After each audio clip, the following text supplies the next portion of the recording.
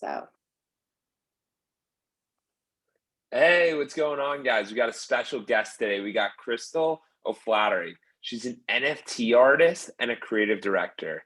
So the reason I wanted to have Christyl on today is because it's a major topic. Everyone's talking about it, NFTs and the metaverse and everything in between. So Christyl, how are you doing today? I'm doing wonderful. How are you? Awesome, awesome. Yeah, we're excited to have you on the Clockedin podcast. So Christyl, tell us a little bit. How did you get into NFTs? This feels like it came so fast. Feels like it's still coming fast. Most people might not even know what NFTs are. Yeah, absolutely. NFTs are um, it's big right now, and it's not going anywhere. It's actually something that people think like, oh, I mean, you'll see a lot of memes right now. NFTs are dead.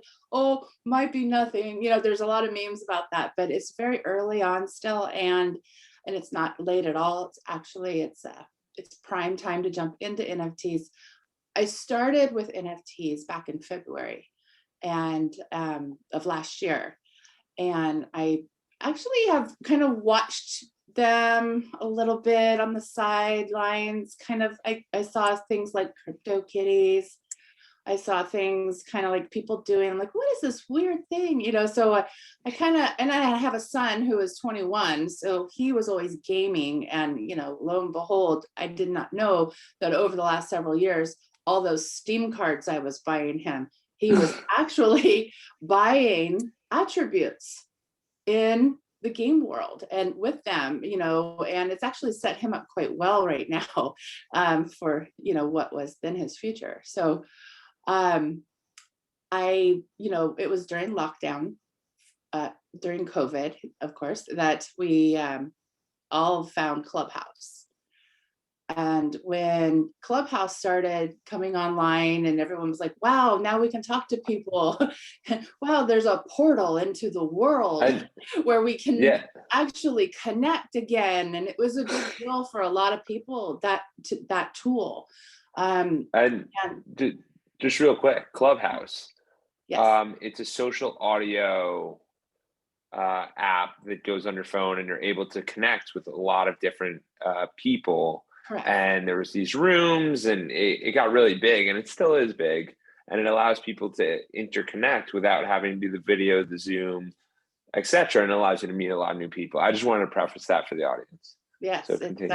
it was a brand new platform that allowed people to connect in essentially a metaverse. We were connecting via voice only. We could not see each other, we could not touch each other, we could not show each other images. It was all in here. It was all voice through a digital technology. So essentially, it was a form of a metaverse that springboarded this whole thing called Clubhouse. And while it's not a metaverse because it's not a digital visual asset, it's it's not a platform for that essentially, but it was definitely a start place, and it later became rapidly, might I add you, what a lot of people called NFT university.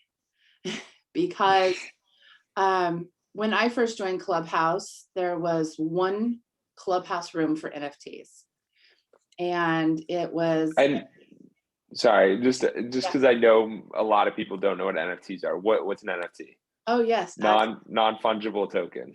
But what does that mean? Absolutely. Let's go there. So an NFT, a non fungible token, it's a digital asset that is attached to a unique identified contract address into the blockchain. And it is a way that it gives a piece of art, a song, a writing, a photograph, anything essentially that you can digitize and put online. It could be a book, it could be anything that you can dream up. You can upload into a digital presence onto a computer, and then you attach your digital unique identifying address to it. And it is, in general, the biggest one is it's attached with Ethereum, although there are many different coins and currencies that can be attached, like Polygon and Solana. I mean, there's now there's so many different things that are attaching to them, and they become essentially an asset for you because they develop worth over time. As the prices of that coin or that currency goes up, so does the value of your NFT. So you know, it's similar to in the olden days, if you were to buy, say, a Mona Lisa painting, or well, of course you wouldn't buy the Mona Lisa, but you know, say you could buy the Mona Lisa, and you're like, wow, I've bought this for this, you know, say $1 million. Let's say hypothetically that was like a really cheap deal, right? And so, but you're like, wow, I have this. I'm not going to hang it in my house because it's not safe. But I need to go pay someone else to store it for me and curate it, so to speak. And so I might go to Christie's and say, hey, I bought this for $1 million, but I'm going to pay you another $1 million to sit and house this and hold it for me, keep it safe as it grows in value over time. And during that time period, you might say, I might want to sell this now, but now the value has gone up and now I can sell it for even more. And so, you know, when you do sell that, everybody gets a percentage, of course, and that's similar to NFTs. So, and that's a little, I would suggest to anyone who wants to really know about what an NFT is and how it works, there is a website called OpenSea.nft, and you can actually just Google the NFT Bible, and it will tell you everything you want to know about NFTs, all the details. There's so many resources now that weren't even here just 6 months ago that you can go in and learn and take a deep dive, go down the rabbit hole, and you will be really excited that you did.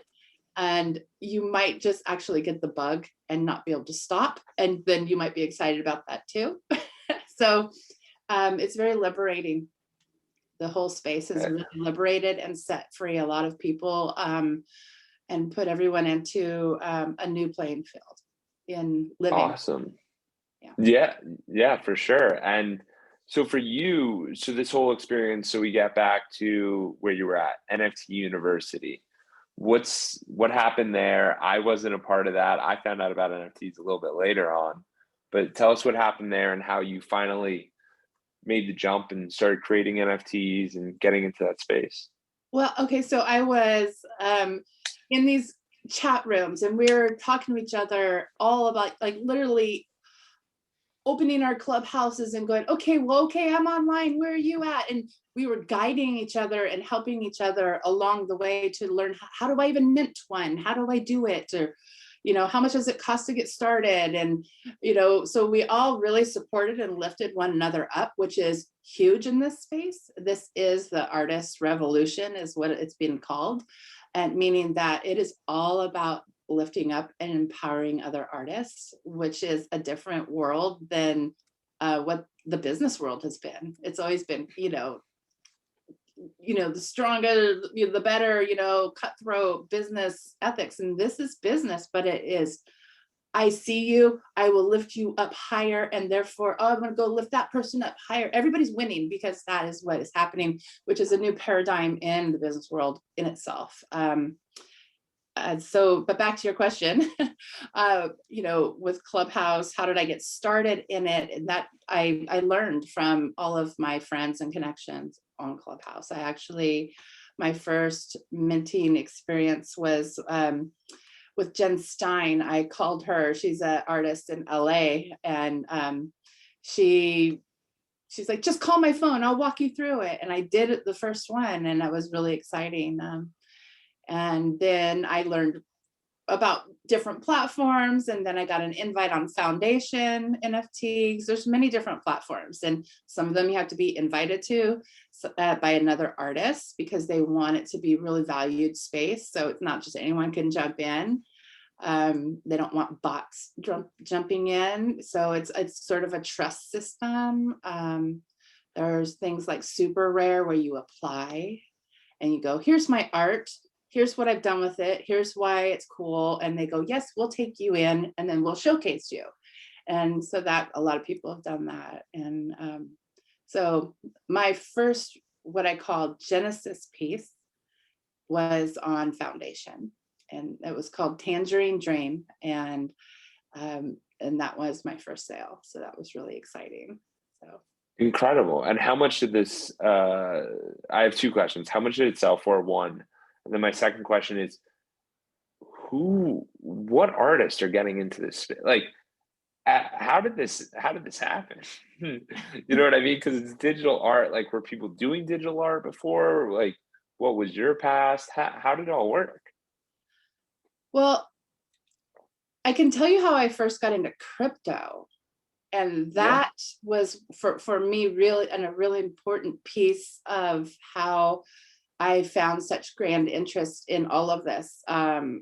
It was in 2019, I had a business entrepreneur come to me and say, "You've got to be a part of this crypto thing. All you do is you buy this much Ethereum, and then you have to sign up for advertising, and then you have to onboard all your friends." And I was like, well, okay. But then they gave me their advertising. I'm like, this is such sterile, boring stuff. I go, and they're like, you need to go give this to all your creatives, because it was during a time where I had a really big network on social media, and I had Facebook groups and all these creatives following me. And I'm like, my creatives are not going to attach themselves to this. It's very sterile. It has to have an art concept for them to be Yeah. interested.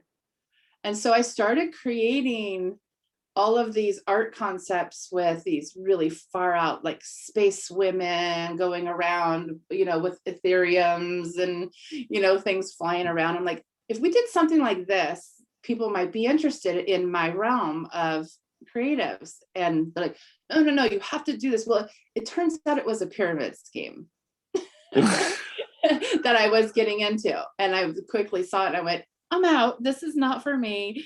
And Yeah. so I cashed out, and I just let all of my Ethereum sit there. Well, I bought the Ethereum early enough that it grew. Who knew? A year later, I looked, and lo and behold, it had grown. So I was like, well, okay.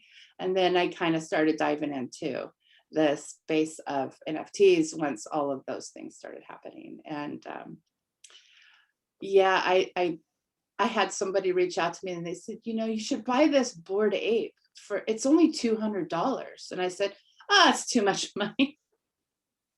Oh my God. Yeah. So yeah, that was a thing at the beginning for me.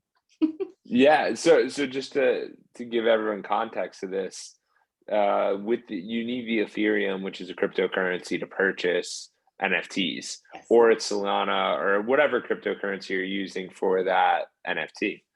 And you use these different wallets to make the purchases. But what Christyl just brought up is the Bored Ape Yacht Club. Is it incorrect to say they're 400,000 right now? Well, the Bored Apes, and then there is the Bored Ape Yacht Club, which is different. Yeah. Two different ones. So one of the reasons that the Bored Apes were so successful, which I'd like to kind of go back a little, because when you create an NFT that is unique, you remain the copyright holder forever. You always have the intellectual property, and you are always the rightful owner of that asset. Even though you sell it, you still own the copyright. Meaning, if I sell a picture of this pencil, imaginary pencil right here, I sell this picture to you, you cannot take it and change it and call it yours, because I am the copyright owner. Now, what Bored Apes did, they said, you can buy this picture of the ape and then change it to be your own. We'll give you the copyright. So you go and decorate it and make it fancy and then resell it, which their address and this unique identifier is connected to it. So every time it changed and traveled, it made additional funds. So that's a lot to take in. I'm sorry. No Yeah. need to be sorry. Yeah. So basically, if I'm understanding this correctly, the Bored Apes, what they did is they used to retain the ownership, and now these people who purchase are still owners, but now they're able to edit it, and they're not edit it, but make adjustments. Is that Yes, something? what they are is they allowed copyright usage. So they said with NFTs, you can build in what are called royalties. So Yeah. on each NFT, you can set the royalty amount from 10 to whatever percentage you suggest that you put in there, depending on which platform that you use. So what they did is they said, here's our Bored Ape. I'm going to sell it to you, and then you can go do whatever you want with it and then resell it. And then that person will sell it, and then that person will sell it. Every single time it moves, they're getting a royalty. If it was, 10, Yes. 15, 20%. So those things were flying like crazy off the digital shelves, so to speak. So Because everyone was getting paid. everybody wins. Yeah. Everybody won, and everybody's still winning. And now it's I'm seeing a lot of NFT projects that are what are called generative. So projects that are like, well, I'll show you. So for instance, and let me just plug my friends at the Nifty Castle. Okay. Yeah. These are called DBs. They are 1,000 different little demon heckin' spawn babies. And Yeah. they're all the same, but they're generative in the sense that they all look different. They all have different qualities and attributes. Part of their promotion is if you are a DB holder of 4 or more. In the beginning, they sent everybody out the skate deck. That's incredible. As a promo. So now I've got this highly collectible, wonderful skate deck. And the niftycastle.io, they are wonderful guys. They have done so well. And they are actually in Miami right now. And this is their project so it is, it's Gifted and Woboy and Sketchnate created this whole amazing project, and they have been so successful at it. So, but this is what is called the generative project, and you will see a lot of that. So that's the Bored Apes, the DBs, the ethereals, strawberry, what the F. A lot of the ones I'm seeing, I generative. didn't know the term was generative, but basically it's just Christyl had a skateboard, and it would be like if I was a generative piece, it would be all pictures of me, some with glasses, some with a mohawk, some with all different types of hair, until you get the 1,000 or 10,000 or whatever amount they choose. Correct. And CryptoPunks was one of the first that did that. Okay, I like this. Yeah, the CryptoPunks are one of the top ones. The Bored Ape Yacht Club's another one. They're the first ones that really took off, because they did it so long ago. But yeah, so, and then you have other artists who were already very distinguished artists who had grand followings, who are like now jumping into the space and saying, hey, you guys all know me. I make amazing art, and I'm going to now digitize it, and you can buy it that way. So people are jumping in that way. And I have another one. I can't open it, but if you can go online and look at this, is called Super Buddha. It's probably backwards on the screen. No, it's straightforward. It's Super Buddha, great. yeah. So this is a collectible piece, and you can see this is Super Buddha. And he is, this is an amazing art piece inside. I'm not opening it because it is a highly collectible piece that I received. And so that is something that is, forgive my fashion here. But so what you can do is, start looking at your favorite artists, and a lot of people are jumping into the space as well. And there's a lot of success going on. A lot of people who are being successful. I'm seeing probably for the first time people going, I have a rope, I see you, come on in, you do it too. And it's really changing lives.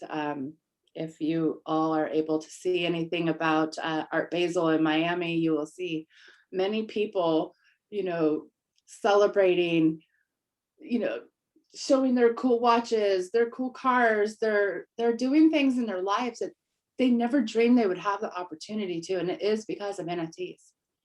Yeah.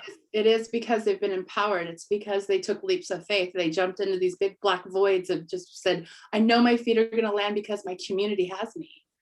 And it's working. And Yeah. And yeah.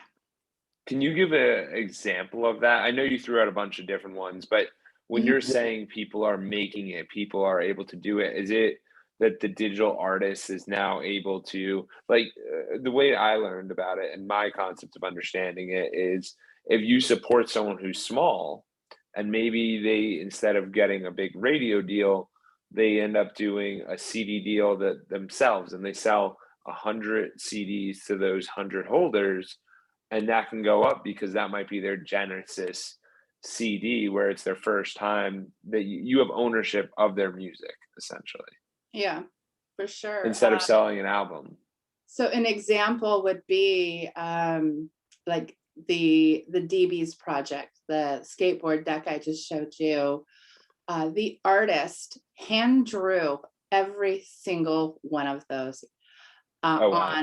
on a digital hand drawn device, probably maybe a Procreate, or I'm not sure what he used, but this is a kid who, a very young kid, probably in his 20s, who was turned down. He applied to be a sandwich sign maker at Subway Sandwich and was turned down for his art.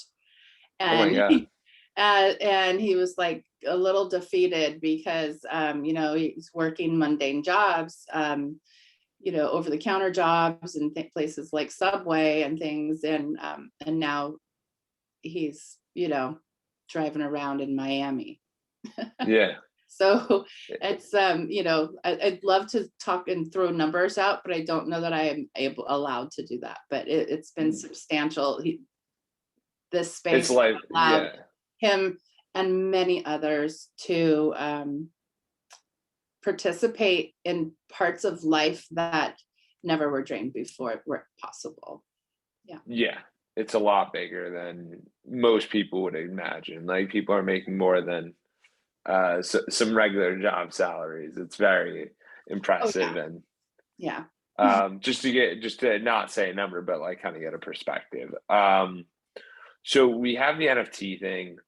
What is the talks about the metaverse? You mentioned about it a little bit earlier. So NFTs are, we have not photographs, but it's art, 3D, can be 2D, can go a bunch of different ways.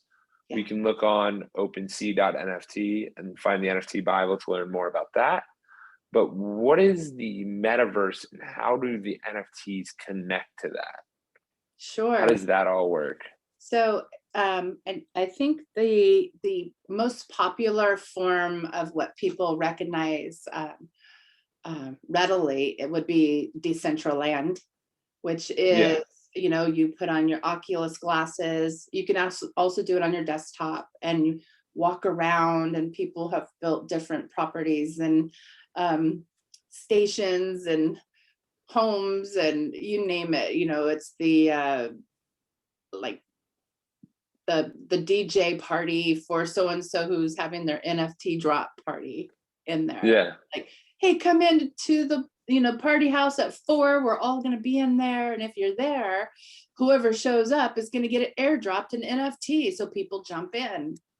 People are connecting. They're talking online. They're talking through their voice through the machine. It's a reality that is not physical, that allows for the opportunities and networking and connecting experiences that you can do in the physical, but now you can create your own worlds and your own looks, your own fashion. A lot of fashion people are getting involved and creating pieces. Like I could go in and buy a Gucci outfit or a Versace outfit and put it on my bunny avatar. if I wanted to. Yeah. And I could look fly, and I could be strolling through Decentraland and showing up to the DJ party. And you really can become anything you want to become. So it's really liberating, and it's fun, and it's interesting. And it also can be very dangerous because there are a lot of scammers. So that is a huge piece, I think could be a whole different podcast, because that is real as well. The scamming. Absolutely. Scammers in Discord, scammers for your NFTs, scammers on Twitter, you name it, they're out there right now, posing as NFT projects, Yeah. Yeah, and the key is this comes down to clicking links, right? Just real quickly as like a disclaimer for most people, that because you don't want someone to get into the NFT land and then get scammed and they're like, I never want to do this again. But they're scamming everywhere. It's just whenever there's an abundance, people will try to find a way to get it in the loopholes and get there quick. Right. But in regard to the metaverse, so are all the NFTs able to go into the metaverse? Is it like some NFTs work that way, some don't? Like any NFT can be placed in the metaverse as long as the artist does it or grants permission. Mm-hmm. Okay. Yeah. And then with these different metaverses, do we know, because I know there's Decentraland, there's Sandbox, there's Upland, there's like 3 or 4 more, and there's probably new ones coming all the time. Is there any direction on what's going to be the metaverse of choice? Because it's really fascinating seeing all these things come so quickly. It's just coming even faster than that. So I always try to look with a future set of eyes, and I think, where are we now? What's coming down the pipeline in maybe 2 or 3 years? How do you know what's going to be successful? You really don't know, but you can look and see what's being created and what's in the works and kind of hypothesize what that might look like. And one of the things that I'm interested in right now is, I understand that Microsoft Mesh is about to happen, has not dropped yet. It's a big deal. And that's essentially, help me Obi-Wan, you're my only hope, hologram communications. So like when Princess Leia was sitting there on the table talking to them in Star Wars, that's becoming real. So instead of us on this Zoom right now, I could have you sitting in front of me on a hologram talking to me at a table in the future. Oh, wow. In the not so far away future. So there's that is another form of metaverse. Also, beyond that is Neuralink, which is the Elon Musk project, which operates through the through the glasses, through the eyes, through the connectors of your brain and your body movement, and how to connect to all of those metaverses. So while those are not here yet, they are coming. So as you move through this space at these early, Wild West times, where if you can jump in now and become a part of the framework, you're going to be a part of the whole structure later. The time is now. So get in, create yourselves, be fearless, and just go for it. Because you're either in it or you're not. Yeah. So when you say all this stuff, it sounds fascinating. It sounds so far off, but as we're seeing it with Mark Zuckerberg and what some of these guys are doing, they have the touch, the feel. So does that mean that these people would be like the touch, feel, glasses, all of that in Decentraland, or that would be in any of these metaverses, or it's whatever kind of works? And I'm not asking you because I know no one knows the answer. I'm just curious what your thoughts on this are. I think that Zuckerberg is going to make his own land, Meta. He'll make his own form of his own metaverse, because I'm just guessing that is what he's doing. And I think many others will do the same. And it will become a big linking system of different metaverses, just like we have universes where everything connects. Yeah. This is fascinating. right? Yeah. So what would be the best way for someone to get involved in a To very just learn simple? about NFTs. I have a whiny dog, Yeah. sorry. Oh, all good. All good. I would say to, first of all, start by purchasing some Ethereum to get started. Just start there. It's a safe currency. It's popular. And then go into that NFT Bible and read it. And it will teach, or you can go on YouTube and, how to mint an NFT is all over there now. When I Yeah. first started, there was not one video for it. So yeah, but it's Fascinating. a lot easier than one might think. The hardest part is learning how to set up your wallet and connecting what's called a MetaMask, which is it's like the middle bridge, so to speak, and it's a different online wallet. So it's once you understand how to set up your wallets and you do your first NFT minting, that's what it is called. When you upload and attach yourself and your address, your unique identifying address, and put something into the blockchain, that is called minting. So that's it. That's what that means, minting. So you think people should go out and create their NFTs?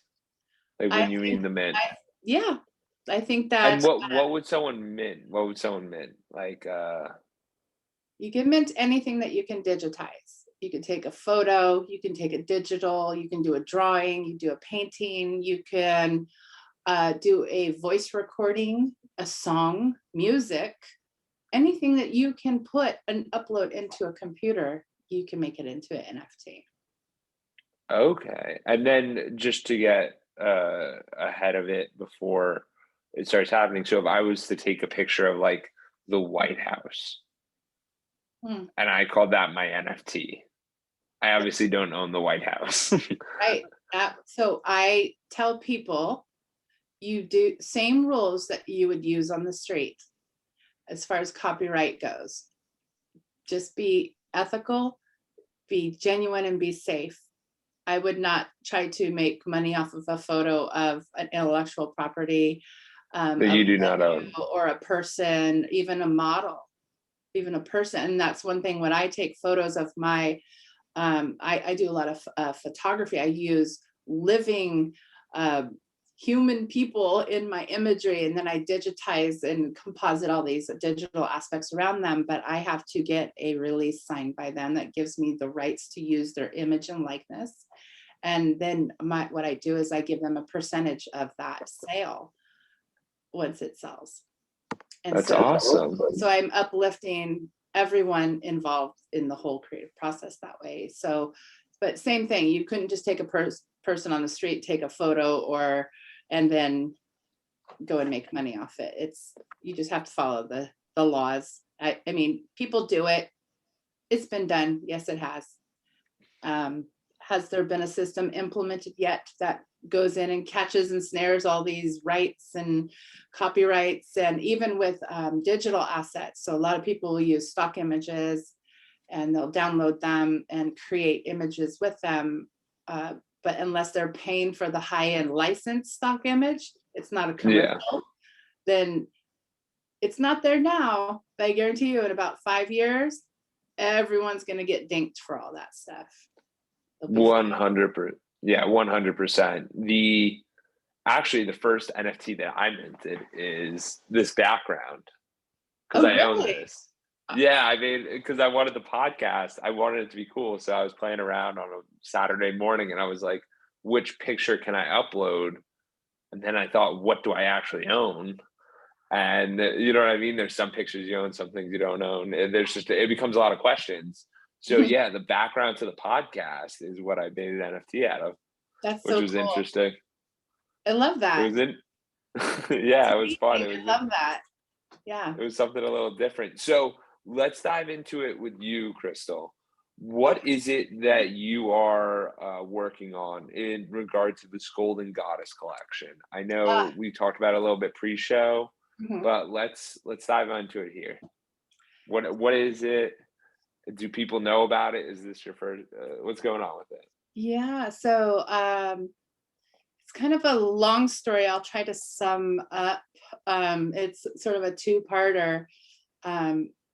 In February of 2020, I did a really big project for Black History Month where we meaning a team and I, went out and we recreated the historical Harriet Tubman and the Underground Railroad. So we did that to honor Harriet Tubman and show visual images of her that were unique, but reflected her story and her mission and her passion for what she did to change history. So we did that project, and I think it was 2 weeks after the world stopped. We had no idea that COVID was coming, that that's my dog. We had no idea that COVID was coming. The BLM movement was right around the corner. We had no idea what was happening. So fast forward 1 year later, we were still all being creatives, like, okay, well, we can't meet indoors. We need to be safe, so we met outside in a park. And I said, let's do another, empowering thing for women in Black History Month. And I said, what would you all like to do?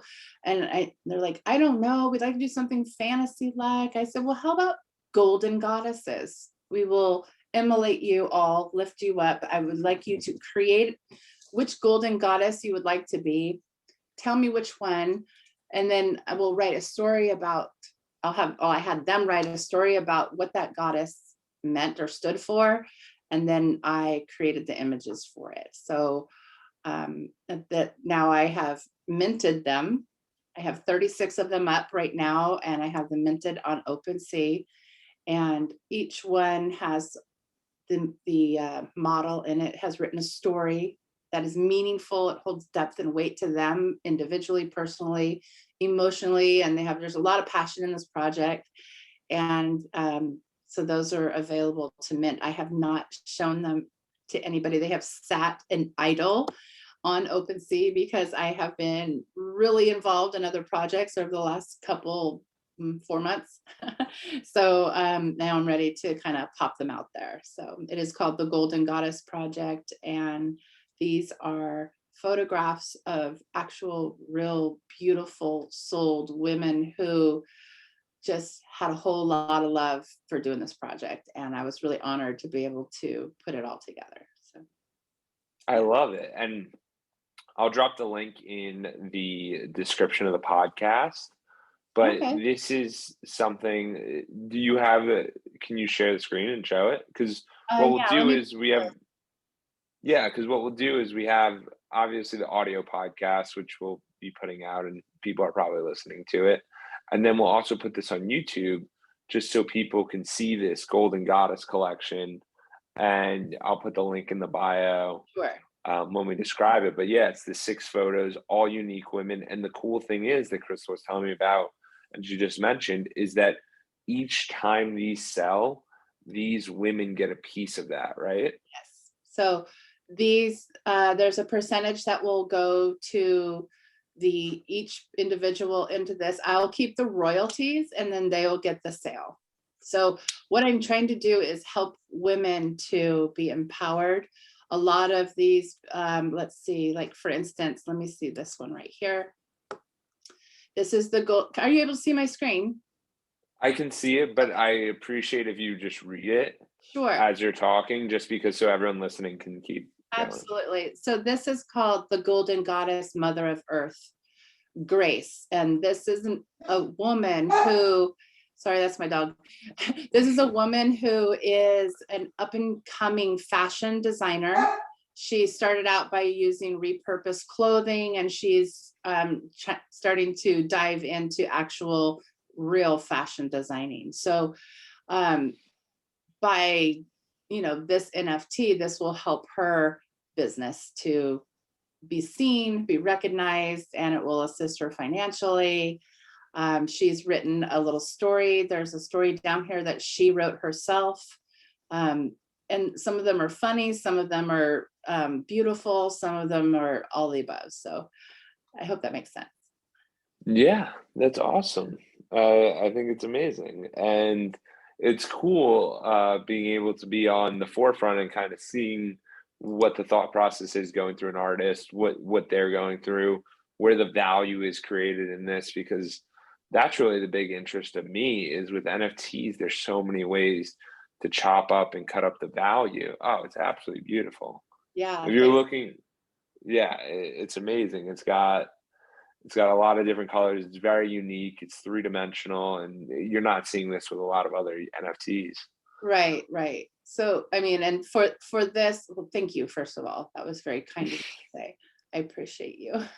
Uh, this gal right here, she's just has such a beautiful soul about her. And, um, she's very God oriented, very connected spiritually, religiously. So we've got the white dove above her. She's very involved with nature, and so we just decided to make her all about nature, and we actually shot this outdoors in the forest, and so this was something that we really love doing. um, Oh, that's so cool. That's amazing. yeah. So, Crystal, awesome. Thank you for sharing this. I hope everyone goes and checks it out just to understand NFTs a little bit more. And if you want to purchase one, even better. But Crystal, for you, where do you see yourself going? Obviously, NFTs are relatively new.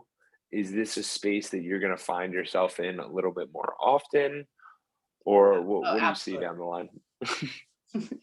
1000%. I have no plans to go anywhere out of this space. I have finally found a way that I can create differences in people's lives. A lot of artists are interested in um, generating and being popular and making income from them, which is cool too, because that changes their lives. But what I'm finding is that I can actually use NFTs to make real differences and change in other people's lives. And that is what I think is the power of these NFTs. I'll give you an example. I had a person that I was speaking to on a clubhouse during lockdown. People were losing their homes left and right because they were not employed. And she went around and she took photos of all of these houses that were in foreclosure. They were losing them. They said she put them on Clubhouse. She put them out on OpenSea. If you buy these, we can give the money back to the people and they can save their homes. And she saved I don't know, like 400 people's homes doing that. And she made a difference. And then she got the royalties off of it. So she won a little bit too, but she made a difference, which is the power of how this can work. So if you attach something to your NFTs where you're creating real change and making a difference, I mean, how can that be wrong? How bad? There's no, I mean, win. So it's beautiful. Yeah, it's a win-win-win. It's Yeah, it's awesome. It's an area where people haven't been able to go before, and yeah, that's why I think everyone's excited about it. yeah. I'm excited. So, I mean, of course, why wouldn't you be? This is amazing. Digital art, just the whole dynamics of what is going to be coming down the line. But Crystal, this has been an amazing conversation. I appreciate you coming on.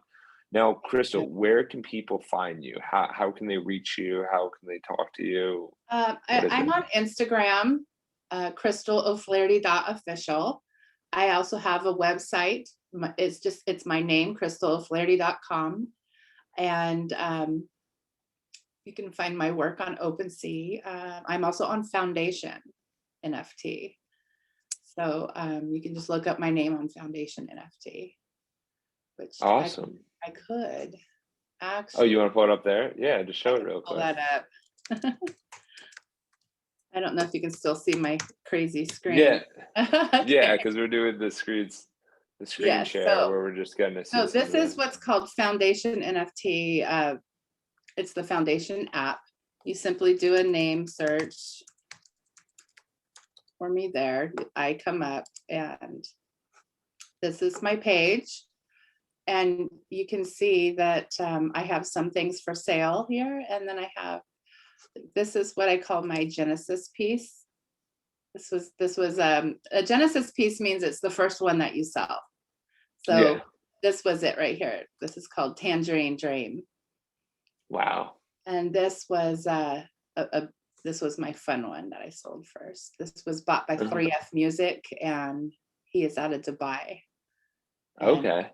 the same man who bought the Charlie Bit My Finger NFT. Oh, really? Yeah, and the you know, the what is it, the crazy girlfriend? Oh, So really? you can see right here it says 3F Music. Yeah.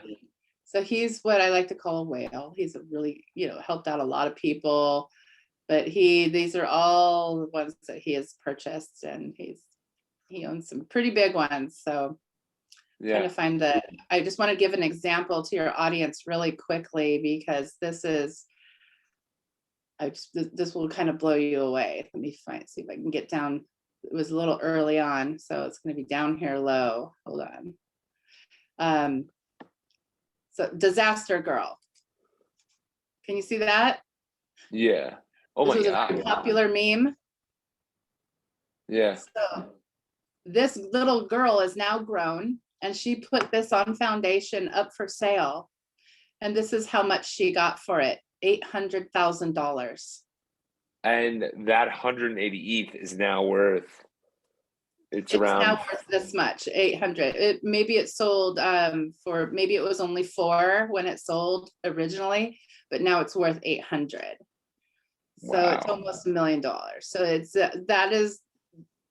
NFTs for you right there. That's a Yeah. really amazing thing. Here's an example of a celebrity who's gotten into the space, which she's actually 800,000. yeah, she's actually gotten into, this is Paris Hilton. So she sold pictures of herself. It's not populating, but you can kind of Yeah. see there. So And that's there, still $6,000. yeah, almost $7,000 for one image. And this is Just her being her. yeah.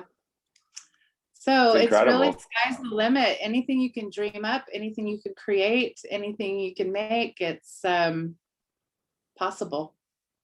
I love And it. I think everyone should just give it a try, because you have nothing to lose, but maybe Yeah. gas fees are a real thing. I should mention that. Here, let me get out of this screen share.